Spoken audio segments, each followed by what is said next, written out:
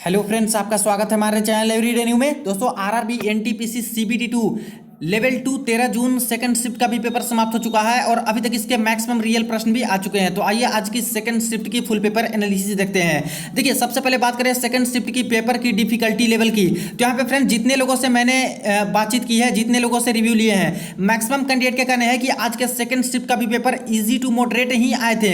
लेकिन खास करके फर्स्ट शिफ्ट की तुलना में सेकंड शिफ्ट में मैथमेटिक्स के कुछ ज्यादा ही लेंदी प्रश्न डाल दिए गए थे। कुछ क्वेश्चन तो ऐसे थे जिसके आंसर भी नहीं आ रहे थे। इसके बाद यहाँ पे रीजनिंग में भी कुछ क्वेश्चन ऐसे थे जो कि ज्यादा लेंदी थे। और जनरल अवेयरनेस में बात करें तो लगभग 6 से 7 क्वेश्चन ऐसे बताए जा रहे हैं जो काफी लेंदी प्रश्न था। फ्रेंड्स, यहाँ पे पूरे कंप्यूटर स्क्रीन में मात्र एक ही क्वेश्चन दिया गया था, पढ़ने में ही लगभग 1 मिनट लगते। ऐसे ऐसे स्टेटमेंट वाले 6 से 7 प्रश्न डाल दिए गए थे, जिससे टाइम मैनेजमेंट नहीं हो पाए हैं। और कई सारे छात्र तो ऐसे भी हैं जो सारे के सारे 120 क्वेश्चन भी नहीं देख पाए हैं। तो फ्रेंड्स, कोशिश कीजिएगा कि आगे आने वाले जिनके भी एग्जाम है, तो अगर आपको ऐसे प्रश्न देखने को मिले जो कि जल्दी सोल्व ना हो, या फिर मैथमेटिक्स की बात करें, रीजनिंग की बात करें, तो उसमें आप लोग को लगे नहीं रहना है। उसको छोड़ के पहले इजी वाले सवाल कीजिए।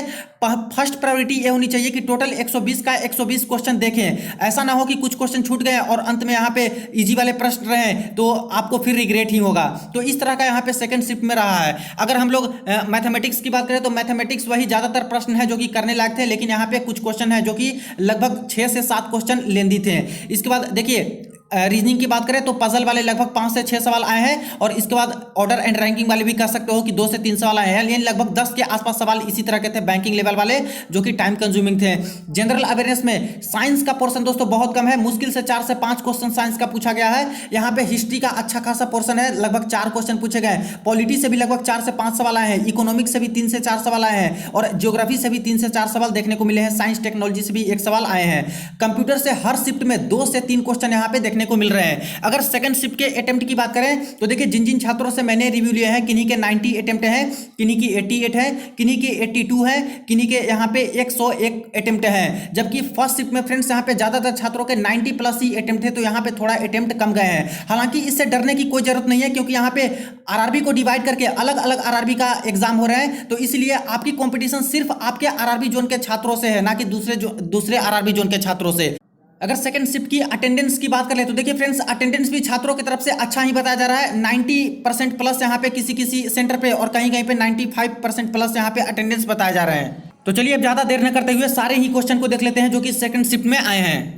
दोस्तों, मॉक टेस्ट के लिए जिन्हें भी टेक्स्ट बुक पास बाय करनी है, देखिए इनका अभी फ्लैश सेल चल रहा है, जिसमें आपको 510 प्लस डिफरेंट एग्जाम्स के 37,000 प्लस अपडेटेड मॉक टेस्ट मिल जाते हैं। यहाँ पे बाय करते समय कूपन कोड में न्यू टाइप कीजिएगा NEW, तो तुरंत ही आपको 39 रुपीज ऑफ मिल जाएंगे। यानी कि ईयरली टेक्स्ट बुक पास आप लोग सिर्फ और सिर्फ ₹360 में बाय कर सकते हो। इसके बाद जितने भी गवर्नमेंट एग्जाम है, RRB, NTPC, RRC group D, SSC banking और भी डिफरेंट गवर्नमेंट एग्जाम के मॉक टेस्ट आप लोग लगा सकते हो। तो वीडियो के डिस्क्रिप्शन बॉक्स में आपको लिंक्स मिल जाएगी, वहां से जाकर सारी लिंक्स जरूर चेक कर लीजिएगा। अब देखिए, जो आज के सेकंड शिफ्ट में यहाँ पे सवाल पूछे गए थे लेवल 2 वाले में, देखिए एक प्रश्न पूछा गया था यहाँ पे, मीराबाई जो कि कृष्ण की दीवानी थी, वे कहाँ की थी, किस जगह की थी। इस तरह के सवाल आए हैं, जो कि पोएट भी थी, कवित्री भी थी। तो इसका करेक्ट आंसर हो जाएगा राजस्थान। एक देखिए सवाल पूछा गया था, चेरी ब्लॉसम फेस्टिवल कहाँ पे मनाया जाता है, कौन से स्टेट में। तो स्टेट पूछा गया होगा तब तो मेघालय हो जाएगा, लेकिन फ्रेंड्स पूछा गया था यहाँ पे उसके सिटी के नाम, तो शिलोंग हो जाएगा इसका correct answer, cherry blossom festival. और देखिए, हर शिफ्ट में फ्रेंड्स फेस्टिवल से रिलेटेड, डांस फॉर्म से रिलेटेड, फोक डांस से रिलेटेड और यहाँ पे ट्राइब से रिलेटेड बहुत ज्यादा सवाल आ रहे हैं। लगभग 4 से 5 सवाल तो सिर्फ त्योहार और यहाँ पे फोक डांसेस और ट्राइब से रिलेटेड ही पूछ दिए जा रहे हैं। तो चेरी ब्लॉसम वाला आज यहाँ पे सवाल पूछ लिया गया है। देखिए, एक सवाल पूछा गया था, पनामा कैनाल जो यहाँ पे नहर है वो किसके किसके बीच में है, इस तरह से पूछा गया था। तो अगर यहाँ पे दोस्तों ओशन के बीच में पूछे गए होंगे, तो पनामा जो कैनाल है वो अटलांटिक ओशन और पैसिफिक ओशन के बीच में है। अगर यहाँ पे कंटिनेंट के बीच में पूछे गए होंगे तो नॉर्थ अमेरिका और साउथ अमेरिका के बीच में यहाँ पे पनामा कैनाल है। तो आप लोग बताइएगा कि यहाँ पे इसके ऑप्शन किस तरह से दिए गए थे। नेक्स्ट देखिए, एक सवाल पूछा गया था ज्योग्राफी का कि कौन सा पोर्ट है जो कि गंगा एवं ब्रह्मपुत्र नदी से मिलकर बना है। तो गंगा और ब्रह्मपुत्र नदी से मिलकर दोस्तों कोलकाता पोर्ट है जिसका निर्माण हुआ है। तो ये इसका करेक्ट आंसर हो जाएगा। देखिए, एक प्रश्न यहाँ पे पूछा गया है, डॉक्ट्राइन ऑफ लैप्स यानी व्यापगत का सिद्धांत या फिर हड़प नीति किसने लाया था। तो लॉर्ड डलहौजी हो जाएगा करेक्ट आंसर। अभी देखिए, जो लेवल 2 का एग्जाम हो रहा है, यहाँ पे जीके का जो पोर्शन देखेगा फ्रेंड्स, यहाँ पे आपको लेवल कम ही देखने को मिलेंगे। जैसे लेवल 6 में, लेवल 4 में, लेवल 5 में टफ सवाल यहाँ पे आ रहे थे जीके में, लेकिन यहाँ यहाँ पे लेवल 2 में कई सारे सवाल हैं जो कि करने लायक हैं और इजी सवाल आ रहे हैं, लेकिन कुछ ऐसे भी क्वेश्चन आगे देखिएगा जहां पे दोस्तों काफी कंफ्यूजिंग वाले क्वेश्चन भी दिए गए हैं, जिसमें ज्यादातर चांसेस है कि गलती करके ही आएंगे छात्र। देखिए यहाँ पे आगे एक प्रश्न पूछा गया था इसी से रिलेटेड, लॉर्ड डलहौजी का शासनकाल क्या था? तो 1848 से 1856 के बीच में इनका शासनकाल रहा था। एक प्रश्न कंप्यूटर का देखिए, 2 सवाल आज पूछे गए और दोनों ही थोड़ा टफ ही था। एस रैम और डी रैम मेमोरी के बारे में बताया गया था और 4 ऑप्शन दिए गए थे। अब उसमें से कौन सा ऑप्शन सही है वो आपको करेक्ट करना था। अब फ्रेंड्स इसमें तो कई सारे छात्र इसको छोड़ के ही आए होंगे, क्योंकि इतना डीपली तो कोई कंप्यूटर के रिगार्डिंग पढ़ के नहीं जाते हैं। देखिए एक यहाँ पे सवाल पूछे गए थे, सबसे बड़ा स्लम एरिया कौन सा है? तो ये दोस्तों धारावी हो जाएगा करेक्ट आंसर। इंडिया की नहीं बल्कि एशिया की बात करें तो सबसे बड़ा यहाँ पे स्लम एरिया धारावी ही है। नेक्स्ट देखिए एक सवाल यहाँ पे पूछा गया था कि 2021 के अनुसार विश्व में मछली उत्पादन कितना परसेंट भारत का है? और ये करेंट अफेयर का है। तो देखिए जो यहाँ पे परसेंटेज पूछ लिए गए हैं तो कुछ इस प्रकार से ऑप्शन भेजे गए हैं, 6.6%, 6.7%। और ये भी क्वेश्चन में मेंशन था कि मिनिस्ट्री ऑफ फिशरीज के अकॉर्डिंग यहाँ पे डेटा जारी किए गए हैं, उसके अकॉर्डिंग। तो आप लोग इसको तो देख सकते हो वेबसाइट से भी, हालांकि इस तरह के ऑप्शन दिए गए थे। किन्हीं को अगर करेक्ट आंसर इसका पता होगा जरूर कॉमेंट सेक्शन में बता दीजिएगा। नेक्स्ट देखिए एक सवाल आया था पॉलिटी का दोस्तों, सिंपल आज सवाल पूछा गया है, प्रेसिडेंट राष्ट्रपति का शपथ किस आर्टिकल में है, यानी कि ओथ किस आर्टिकल में सम्मिलित है? तो आर्टिकल 60 में। एक देखिए प्रश्न पूछा है कि किस आर्टिकल के तहत हाई कोर्ट रिट जारी करता है? तो हाई कोर्ट रिट जारी करता है 226 आर्टिकल के तहत। एक प्रश्न पूछा गया है नीति निर्देशक तत्व डीपीएसपी किस देश से लिया गया है? तो आयरलैंड से यहाँ पे नीति निर्देशक तत्व है DPSP, directive principle of state policy, जो कि लिया गया है। एक और प्रश्न देखिए दोस्तों याद आ गया, यहाँ पे एक प्रश्न पूछे गए थे नीति निर्देशक तत्व के रिगार्डिंग ही कि जो नीति निर्देशक तत्व होते हैं डीपीएसपी होते हैं, इसको कौन चुनौती दे सकता है? तो ऐसे ऑप्शन थे supreme court, high court, president, इस तरह के करके 4 ऑप्शन दिए गए थे। तो एक सवाल ये भी आपके नीति निर्देशक तत्व के आ गए हैं आज के सेकंड शिफ्ट में ही। देखिए एक सवाल यहाँ पे पूछा गया है Madhya Pradesh K slash and burn agriculture को क्या कहते हैं? जो मध्य प्रदेश में स्लैश एंड बर्न एग्रीकल्चर होते हैं उसको क्या बोलते हैं? तो झूम फार्मिंग या फिर झूम खेती इसको बोलते हैं। ये भी सवाल आया है ज्योग्राफी के। एक देखिए प्रश्न पूछे गए हैं इनमें से कौन सा एसआई यूनिट नहीं है? तो देखिए फिजिक्स का दोस्तों अब जाके क्वेश्चन देखने को मिला है, एम्पियर था, न्यूटन था ऑप्शन में, कैलोरी था और ओम था। एम्पियर एसआई यूनिट है, न्यूटन भी है, ओम भी है, लेकिन कैलोरी है जो कि दोस्तों एसआई यूनिट नहीं है। जूल होता तो एसआई यूनिट हो जाता, तो कैलोरी इसका करेक्ट आंसर हो जाएगा। एक देखिए प्रश्न पूछा है सुसाइडल बैग ऑफ सेल किसे कहते हैं? तो ये भी आपके बायोलॉजी साइंस के सवाल। तो आत्मघाती की थैली किसे कहते हैं? तो लाइसोसोम्स को बोलते हैं। एक देखिए प्रश्न पूछा गया है कि एजेंडा 21 में 21 का मतलब क्या होता है, मीनिंग क्या होता है? तो गोल होता है, लक्ष्य होता है। एक सवाल आया है 2019 में सॉइल कंजर्वेशन के लिए मीटिंग हुई थी, वो मीटिंग कहाँ रखी गई थी? तो इंडिया के न्यू दिल्ली में ये मीटिंग रखी गई थी सॉइल कंजर्वेशन के रिगार्डिंग। इसके बाद देखिए एक सवाल पूछा गया है मेघदूत किस भाषा में लिखा गया है? और देखिए हर शिफ्ट की एनालिसिस में मैं आपको बता रहा हूं कि देखिए एंशिएंट बुक आप लोग जरूर पढ़ के जाइएगा, उससे काफी सारे सवाल आ रहे हैं। लेवल 5 में भी दोनों शिफ्ट में भी सवाल आए थे। आज फर्स्ट शिफ्ट में भी यहाँ पे कालिदास के रिगार्डिंग एक क्वेश्चन आया था बुक से, और आज देखिए अभी 2-3 सवाल आ चुके हैं इस शिफ्ट में। मेघदूत किस भाषा में लिखा गया है? तो संस्कृत लैंग्वेज में लिखा गया है। एक देखिए पूछा गया है, देखिए 19 नंबर क्वेश्चन, कौन सी किताब है कालिदास द्वारा नहीं लिखी गई है? कुमार संभवम, मेघदूतम या फिर नीतिशरा? तो इसका करेक्ट आंसर हो जाएगा नीतिशरा, ये जो है कालिदास के द्वारा नहीं लिखी गई है।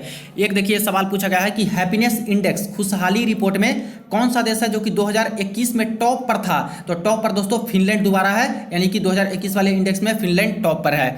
नेक्स्ट एक प्रश्न देखिए यहाँ पे पूछा गया है कि रक्षा बजट को लोकसभा में किसने पेश किया था? यहाँ पे राजनाथ सिंह ऑप्शन थे, निर्मला सीतारमण ऑप्शन थे, और यहाँ पे 2-3 ऑप्शन, टोटल 4 ऑप्शन इस तरह से करके दिए गए थे। तो आप लोग जिनको भी करेक्ट आंसर ये पता होगा कमेंट सेक्शन में जरूर बताइएगा इसका कि रक्षा बजट को लोकसभा में किसने पेश किया था। एक प्रश्न यहाँ पे पूछा गया था कि राष्ट्रीय एकता दिवस किसके याद में मनाया जाता है? तो राष्ट्रीय एकता दिवस जो है फ्रेंड्स सरदार वल्लभ भाई पटेल के याद में मनाए जाते हैं। एक देखिए प्रश्न पूछा गया था 2021 में रक्षा सचिव यानी कि डिफेंस सेक्रेटरी कौन नियुक्त किए गए थे? तो अजय कुमार हैं जिनको यहाँ पे डिफेंस सेक्रेटरी 2021 में नियुक्त किया गया था, और मैक्सिमम जो आपके करेंट अफेयर हैं 2021 के ही पूछे जा रहे हैं। नेक्स्ट देखिए एक सवाल पूछा गया था कौन थे जो कि ऑल इंडिया रेडियो में 1948 से लेकर 1956 में काम किए थे और एक सुप्रसिद्ध सितार वादक भी थे? तो दोस्तों पंडित रविशंकर करेक्ट आंसर हो जाएंगे, जो कि सितार वादक भी हैं और यहाँ पे ऑल इंडिया रेडियो में इन्होंने काम भी किया है 1948 से 1956 के बीच में। तो ये करेक्ट आंसर होगा। तो देखिए किस तरह से घुमा के यहाँ पे सवाल पूछे गए हैं। हालांकि इसको सितार वादक के तौर पर भी पूछा जा सकता था कि फेमस सितार वादक कौन है, तो इस तरह से सवाल उलझाने के लिए पूछे गए। एक देखिए प्रश्न यहाँ पे आए हैं, नौरा उल हक किस देश की तरफ से स्पेस में गई हैं? तो यूएई की ये हैं जो कि स्पेस में अभी गई हैं। एक देखिए प्रश्न पूछा है कि किस ऑफ स्पिनर ने टेस्ट चैंपियनशिप में सबसे ज्यादा विकेट लिया था? अब यहाँ पे दोस्तों ऑफ स्पिनर बोला गया है और टेस्ट चैंपियनशिप बोले गए हैं। तो आर अश्विन, रविचंद्रन अश्विन ने सबसे ज्यादा विकेट लिया था टेस्ट चैंपियनशिप में, शायद 70 या फिर 71 विकेट के आसपास इन्होंने लिया था। एक देखिए यहाँ पे प्रश्न पूछा गया है 27 वाला, 2021 और 2022 में लगातार 2 बार किसने FIFA footballer of the year का अवार्ड जीता है? तो लेवांडोस्की हैं जिन्होंने यहाँ पे लगातार 2021-2022 में FIFA footballer of the year का खिताब जीत लिया है। एक देखिए प्रश्न पूछे गए हैं पाइका विद्रोह से रिलेटेड, डांस नहीं है पाइका विद्रोह, एक डांस भी होता है जो कि झारखंड में मनाया जाता है, लेकिन पाइका विद्रोह किस राज्य का है, किस राज्य में हुआ था? उड़ीसा, मणिपुर, तमिलनाडु या फिर केरला? तो इसका करेक्ट आंसर हो जाएगा उड़ीसा। एक देखिए प्रश्न यहाँ पे पूछा गया है, आंध्र प्रदेश में कौन सा फेस्टिवल या फिर डांस है जिसमें स्टिक छड़ी का उपयोग किया जाता है? देखिए डांस वाले से तो बहुत भर भर के क्वेश्चन आ रहे हैं, फोक डांसेस हो गए, ट्राइब वाले डांसेस हो गए, फेस्टिवल्स हो गए, ये सबसे काफी आ रहे हैं। तो ये जो डांस है या फिर फेस्टिवल है इसका नाम है कोलानालू डांस है फ्रेंड्स, जो कि स्टिक से यहाँ पे मनाई जाती है, आंध्र प्रदेश की डांस है। एक प्रश्न यहाँ पे पूछ लिया गया है, NaCl का एटॉमिक मास क्या होता है? तो ये केमिस्ट्री का एक सवाल पूछ लिया गया है। 58 था, 26 था, 28 था, 3 ऑप्शन भेजे गए हैं। तो राउंड फिगर में इस तरह से थे, तो इसका तो 58 हो जाएगा करेक्ट आंसर, एटॉमिक मास। एक देखिए प्रश्न पूछा गया है कि कोणार्क का जो सूर्य मंदिर है सन टेम्पल, उसको और किस नाम से जाना जाता है? तो ब्लैक पैगोडा के नाम से जाना जाता है। ये तो सिंपल सा सवाल है, CBT 1 में भी इस तरह के सवाल आए थे। एक देखिए प्रश्न पूछा गया है, किस सेक्टर में ज्यादा लोग जॉब काम में हैं? अब देखिए फ्रेंड्स हो सकते हैं कि इसी तरह के प्रश्न हो या फिर इसको घुमा के भी प्रश्न पूछे गए होंगे, क्योंकि जो ऑप्शन दिया गया था प्राथमिक, द्वितीयक, तृतीयक या फिर चतुर्थ, कुछ छात्र यहाँ पे प्राथमिक में टिक लगा दिए हैं, कुछ छात्र हैं जो कि तृतीयक यानी कि सर्विस सेक्टर है वहां पे टिक लगा दिए हैं। अब आप लोग बताइएगा कि क्वेश्चन जॉब कौन सी सेक्टर है जो कि ज्यादा जॉब देती है, इसमें प्राथमिक आप लोग लगाए हो या फिर तृतीयक थर्ड सेक्टर लगाए हो? देखिए एक यहाँ पे सवाल पूछे गए थे 33 में, उत्तर पश्चिम में वर्षा किस विक्षोभ से होता है? तो इसका ऑप्शन मुझे नहीं मिल पाया है, ये भी ज्योग्राफी का एक सवाल पूछा गया था।